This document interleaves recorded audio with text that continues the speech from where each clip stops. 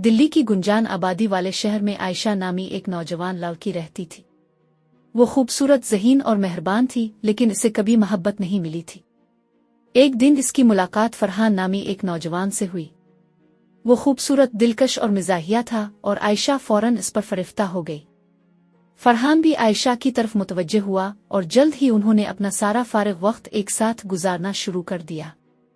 वो पार्क में चहलकदमी के लिए जाते, घंटों बातें करते और मुस्तकबिल के लिए अपने ख्वाबों और उम्मीदों को बांटते। आयशा और फरहान गहरी मोहब्बत में मुब्तला थे, लेकिन वो जानते थे कि उनके घर वाले उनके रिश्ते को कभी मंजूर नहीं करेंगे।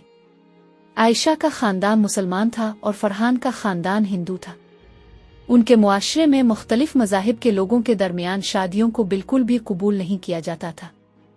चैलेंजों के बावजूद आयशा और फरहान ने अपनी मोहब्बत को तर्क करने से इनकार कर दिया। वो खुफिया तौर पर मिलते, एक दूसरे को खत लिखते और एक दूसरे से वदा करते कि वो कभी भी एक दूसरे को नहीं छोड़ेंगे।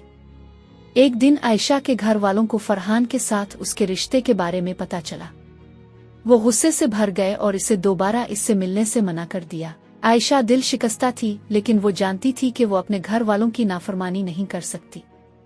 फरहान भी तबाहाल था, लेकिन वो जानता था कि वो आयशा को अपने और उसके घर वालों के दरमियान इंतखाब करने पर मजबूर नहीं कर सकता। इसने दिल्ली छोड़ने और किसी दूसरे शहर में मुंतकिल होने का फैसला किया। आयशा और फरहान ने फिर कभी एक दूसरे को नहीं देखा, लेकिन वो एक दूसरे के लिए अपनी मोहब्बत को कभी नहीं भूले। उन्होंने अपनी मोहब्बत को अपनी जिंदगी के बाकी हिस्सों के लिए अपने दिलों में रखा। ये मोहब्बत की कहानी एक अलमनाक कहानी है, लेकिन ये मोहब्बत की ताकत का सबूत भी है। नाकाबिल तस्खीर रुकावटों के बावजूद भी मोहब्बत जिंदा रहने का रास्ता तलाश कर सकती है।